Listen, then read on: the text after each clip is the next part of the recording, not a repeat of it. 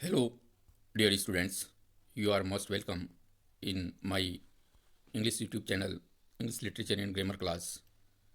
प्यारे विद्यार्थियों, जैसा कि आप जानते हैं कि हम बहुत फेमस पिंडारिक ओड जिसका आनंद हम ले रहे हैं, उसका टाइटल है अलेक्जेंडर स्पीच, अलेक्जेंडर की दावत, या इट्स सब टाइटल और इसका उपशीर्षक है the power of music, music की ताकत, संगीत की ताकत। और ये प्यारा सा word 17th century English dramatist, poet critic John Dryden ने लिखा है। और ये 22 नवंबर 1697 में सेंट सिसिलिया के जन्मदिन के मौके पर उसके सम्मान में मनाए जाने वाले दिवस के दिन ड्राइडन के द्वारा इसकी रचना की गई है। सेंट सिसिलिया महान संगीतकार थी और ऐसा कहा जाता है जब वो संगीत बजाती थी तो वह आकाश से एंजल्स को, देवदूतों को, फरिश्तों को ज़मीन पर ला देती थी। तो इस प्रकार से सेंट सिसिलिया के उस सेलिब्रेशन के दिन अलेक्जेंडर ड्राइडन ने इस महान पिंडारिक ओड की रचना की है। और जैसा आप जानते हैं कि ओड किसी भी देवी या देवता या प्रकृति की कोई भी वस्तु की प्रशंसा में लिखा गया गीत होता है, जिसके साथ डांस, नृत्य का भी संयोग होता है।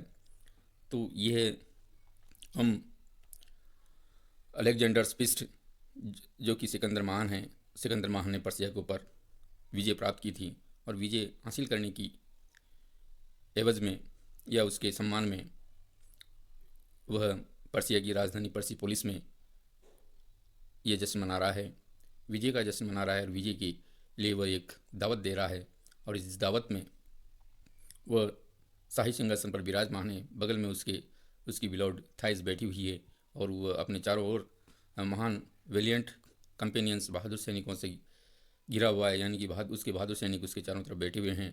सामने टिमोथियस भी, जो महान ग्रेसियन संगीतकार है, वह भी अपने संगीतज्ञों की टोली के साथ बैठा हुआ है। और वह टिमोथियस तरह तरह के संगीत बजाता है, तरह तरह के संगीत के वाद्य यंत्रों का उपयोग करके और विभिन्न प्रकार की धुन निकालता है, धुन बजाता है। और उन धुनों का और उस संगीत का असर यह होता है कि अलेक्जेंडर के माइंड को, दिमाग की स्थिति को वो बार बार बदलता है। जिस प्रकार का वो संगीत बजाता है उसी प्रकार से उसका दिमाग हो जाता है। जैसे कि सबसे पहले टिमोथियस ने अलेक्जेंडर का जन्म जव नामक देवता से स्टोरी के रूप में बताया है। तो उसने सबसे पहले सॉन्ग ऑफ जव से स्टार्ट किया था। उसके बाद उसका क्या प्रभाव पड़ा अलेक्जेंडर के ऊपर, अलेक्जेंडर भी अपने आप को एक देवता के समान समझने लगा कि वह कोई आम ह्यूमन बींग नहीं है, आम मनुष्य नहीं है, बल्कि वह एक देवपुत्र और देवता हैं। और इसी के साथ जब टिमोथियस उसमें प्राउड देखता है, उसको प्राउड होता हुआ देखता है, तो वह फिर वापस उस संगीत को चेंज कर देता है, वाद्य यंत्र को भी चेंज कर देता है। उसके बाद वह पाईटी पीटी एस सॉन्ग गाता है और पीटीएस सॉन्ग के माध्यम से वह जो हरा हुआ राजा है डेरियस, जो युद्ध के मैदान में अकेला पड़ा हुआ है, उसकी डेड बॉडी से खून बह रहा है और उसकी आंखें अभी भी फटी हुई है, क्योंकि उसकी आंखों को कवर करने वाला, ढकने वाला कोई भी सैनिक वहाँ मौजूद नहीं है। इस प्रकार की जो करुणा भरी संगीत वो निकालता है, तो उससे अलेक्जेंडर के मन में करुणा पैदा हो जाती है, पीटी पैदा हो जाती है, कंपेशन पैदा हो जाता है और उसकी आंखों से अनायासी आंसू झलक उठते हैं, आंसू बह जाते हैं। फिर उसकी मन स्थिति को चेंज करने के लिए टिमोथियस फिर म्यूजिक को चेंज करता है और वो लीडियन सॉन्ग या लव सॉन्ग वाला म्यूजिक बजाता है। तो उसका ये असर होता है कि वो अपनी जो पत्नी या प्रेमिका है थाइज, उस उसकी गोद में सो जाता है और वह प्रेम में इतना लीन हो जाता है कि वो बहुत गहरी नींद में, प्यार की नींद में सो जाता है और वो ये भूल जाता है कि वो आखिरकार एक सैनिक है और लड़ाई लड़ना, युद्ध लड़ना उसका कर्तव्य है। तो इस प्रकार से उसे प्यार में खोया हुआ देख करके टिमोथियस वापस अपने म्यूजिक की टोन को चेंज करता है और वाद्य यंत्रों को भी चेंज करता है और उसको उस इस मन स्थिति से जगाने के लिए टिमोथियस एक गोल्डन लाइर का उपयोग करता है और उस पर उसको ज़ोर ज़ोर से बजाया जाता है और इस प्रकार से अलेक्जेंडर को इस गहरी नींद से जगाया जाता है और वह इस तरह से जगता है जैसे कोई मरा हुआ व्यक्ति में कोई व्यक्ति जो मर गया था वह मरी हुई नींद से जगा हो। इस प्रकार का this is the power of music and this kind of music was being played by Timotheus. So जब वह जगता है तो टिमोथियस कहता है कि रिवेंज रिवेंज रिवेंज। तो वो उसके अंदर दिमाग में बदला लो बदले वाला संगीत बजाता है और उसकी मनस्थिति को इस प्रकार से झकझोर देता है कि वह उस म्यूजिक की स्थिति में वह उन जो योद्धा जो अलेक्जेंडर के लिए लड़े थे और युद्ध के मैदान में जिनकी डेड बॉडी अभी भी अनबरीड कंडीशन में पड़ी हुई हैं, वे लोग जैसा कि ऐसा माना जाता है कि जिन लोगों को प्रॉपर तरीके से दफनाया नहीं जाता वो लोग भूत बन जाते हैं और भूत बन करके और वो पीछा करते हैं। तो इस प्रकार से टिमोथियस कहता है कि वह लोग जो घोंसली बैंड बन करके और आते हैं उनके हाथ में टॉर्च है और टॉर्च लेकर के और अलेक्जेंडर के पास आते हैं और वो ये डिमांड कर रहे हैं कि अलेक्जेंडर, क्योंकि वे नाराज़ है क्योंकि उन्होंने तो अपना सर्वस्व अलेक्जेंडर के खातिर युद्ध के मैदान में लड़ते हुए खो दिया, न्यौछावर कर दिया, अपने प्राणों का बलिदान दे दिया। और दूसरी तरफ वह अलेक्जेंडर अपने प्यार में इतना खोया हुआ है कि वह इस उनके लिए बदला लेना ही भूल गया, बल्कि वह अपने आप में खो गया। तो इस स्थिति से वे नाराज़ हैं और उनकी बालों में जैसे कि सांप फुफकार रहे हों, आँखों से आग की लाल लाल लपटें उठ रही है, हाथों में टॉर्च है, उसको लेकर के वह आ रहे हैं पूरा का पूरा दल अलेक्जेंडर को जगाने और उसको याद दिलाने के लिए कि तुम्हारा मकसद युद्ध लड़ना है, हमारा बदला पूरा करना है, इसीलिए उसको याद दिलाने के लिए आते हैं। तो इस प्रकार से टिमोथियस अब तक की कहानी में या ओड के माध्यम से हमें बता देता है। Now let's start these lines today, listen to me attentively. Those are Grecian ghosts that in battle were slain, and unburied remain, inglorious on the plain. Give the vengeance due to the valiant crew. Behold how they toss their torches on high, how they point to the Persian abodes and glittering temples of their hostile gods. Those are Grecian ghosts. Timotheus sings the song of revenge, and he tells Alexander and us that these furies, who were these furies, and who was the ghostly band. So Timotheus tells us and describes about those ghostly band that those are Grecian ghosts. These ghosts are Grecian ghosts that in battle were slain, who were killed in battle in during the waging war. These are the soldiers who were killed in battles, a battlefield, because they had fought, they waged battle bravely for Alexander, and they sacrificed their lives for Alexander.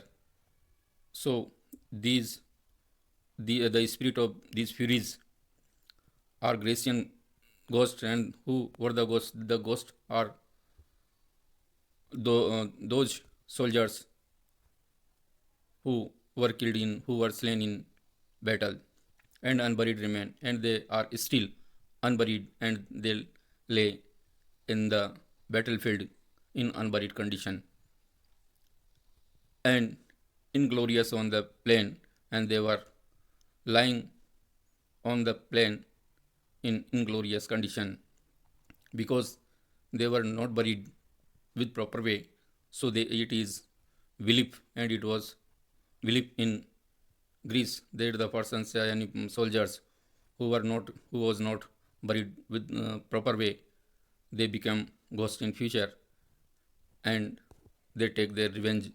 So they took revenge. So give the vengeance due to the valiant crew. Give the vengeance due to valiant crew. And these Grecian ghosts, the spirit of these Grecian ghosts, remind Alexander that he should give and take the vengeance, take revenge, which is due, which is still due to take from the enemies for which they had sacrificed their lives. So they remind Alexander to rage and fight and take revenge, which is due, which is still due, which was still due at that time to the valiant crew. किनका बदला बाकी है? To the valiant crew, उन brave spirits, who brave soldiers who had sacrificed their lives fighting in the battlefield, and they sacrificed their lives for Alexander. So they remind Alexander to take revenge of them, for them, with enemies, against waging a war against enemies.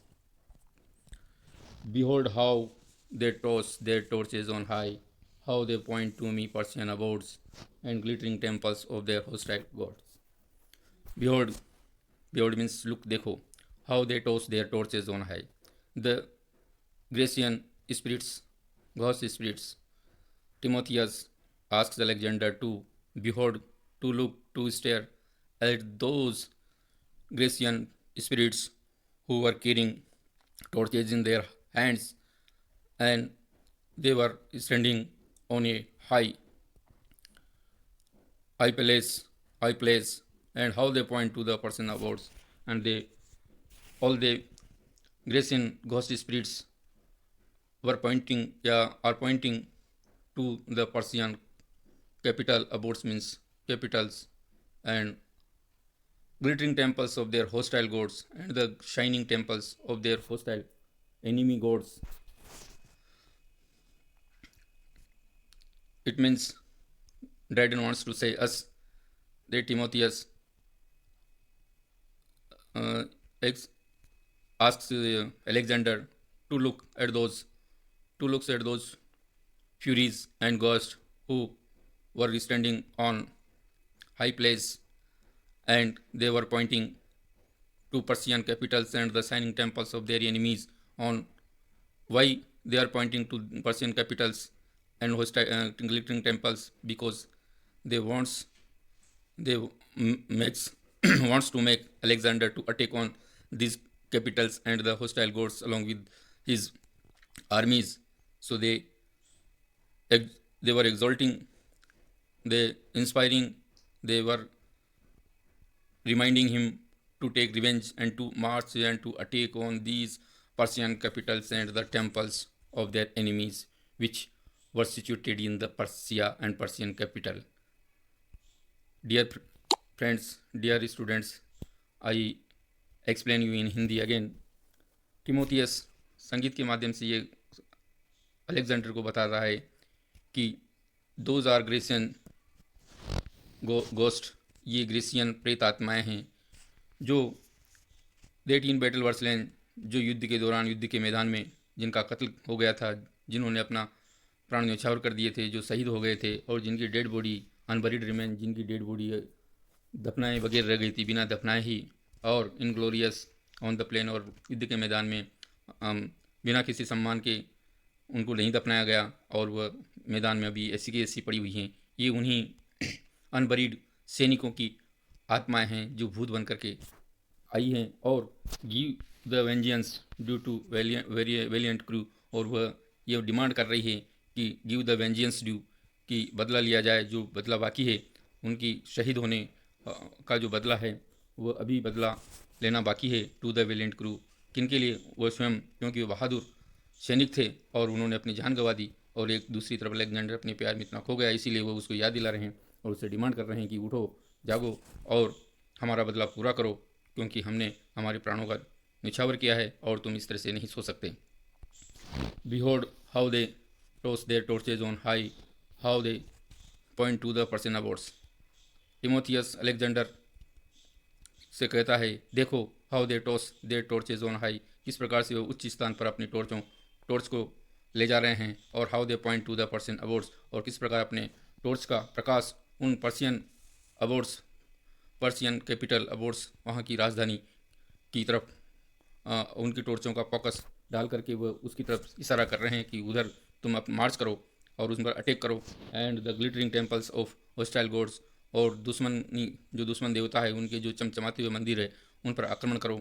इस प्रकार से जो मरे हुए सैनिक जो अनबरिड थे, जो अब भूत बन करके और उनकी आत्माएं अलेक्जेंडर को झकझोर रही है कि तुम इस तरह से नहीं सो सकते, तुम अपने उद्देश्य से विचलित नहीं हो सकते, युद्ध करना और बदला लेना तुम्हारा कर्तव्य है, और उसको पूरा करो और उठो, और तुम पर्शियन कैपिटल और दुश्मन देवताओं के मंदिरों को विनाश करो, उनको नष्ट करो।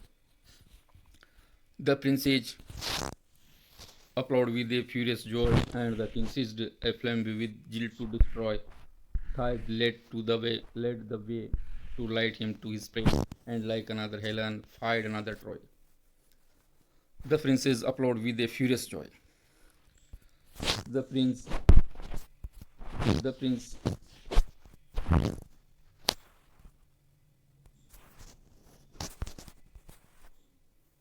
the princes applauded with a furious joy. All the princes who were present in the feast, they applauded with a furious joy. They clapped with a furious joy. Furious joy here is also oxymoron, because two opposite meaning full word are coming together. So joy, how can it be furious? Furious means princes are also furious because the music which was being played by Timotheus uh, was encouraging and creating furious rage in every mind who were present in the feast. So after listening the vengeance, a revengeful song of Timotheus, and all the present princes began to applaud with a furious joy. And the king seized a flame with zeal to destroy. And after listening this kind of furious music, the king Alexander caught a flambeau. Flambeau means torch, with zeal, with zeal to destroy. To destroy. And what is the impact? What was the impact of the this kind of music and the applaud which was um, given by princes? The impact of the music and the applaud, the king Alexander raised, and he caught a flambeau torch in his hand with energy, and he became ready for launching a war, for waging a war, for attack. Thais led the way, and Thais was his beloved. He led, he showed the path to Alexander to light him to his prey, to light him to his prey. Thais, who was also Alexander's beloved, she shows Alexander his path and to focus to light him to his prey. Prey means Sikar, means Persian capitals and the temples, glittering temples, to light him to his prey. And she showed Alexander his destination and the point where he had to attack. So, in this way, Timotheus says, and like another, Helen fired another Troy. And here Dryden references the most beautiful Helen, for whom 7 years of Trojan War was fought in the ancient Grecian Greek. So here Thais is also being compared with Helen, and Dryden tries to tells us that like another Helen, like the second Helen, she fired another Trojan-like war with Persia.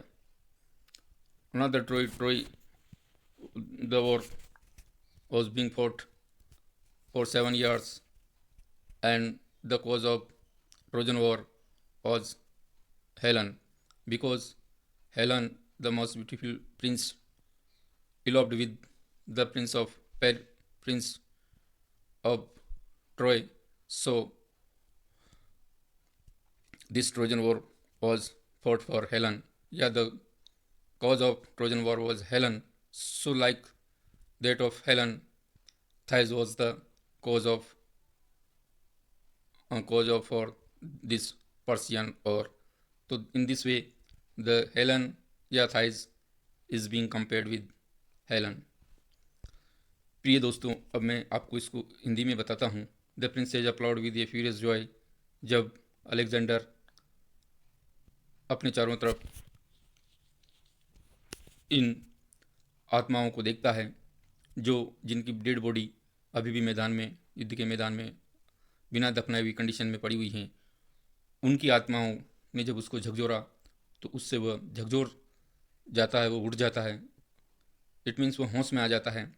और आसपास बैठे हुए जो princess थे, राजकुमार थे, the princes applaud with furious joy, और Timotheus का संगीत और इन राजकुमारों के द्वारा जो क्रोध भरे आनंद में बजाई गई जो तालियां थी, अपलॉड क्लैपिंग, तो उस तालियों की गड़गड़ाहट से the king seized a flambeau, तो किंग सिकंदर महान अपने होश में आ गया और उसने उसी जोश के साथ, विद जील, जोश के साथ, एनर्जी के साथ उसने सीज्ड ए फ्लेम व्यू, एक टॉर्च को पकड़ा, टू डिस्ट्रॉय, नष्ट करने के लिए. यानी कि उसने भी उन प्रेतात्माओं की तरह जिनके हाथों में टॉर्च थी और जो पर्सियन कैपिटल और glittering temple of hostile gods, जो दुश्मन देवताओं के जो मंदिर थे, उनकी तरफ आक्रमण करने के लिए उन पर प्रकाश डाल रही थी प्रेतात्माएं अपने टॉर्च से. तो उसी प्रकार से अलेक्जेंडर ने भी टॉर्च उठाई और वह उठा और युद्ध के लिए मार्च करने के लिए तैयार हो गया, और ताकि वो उन जो मरे हुए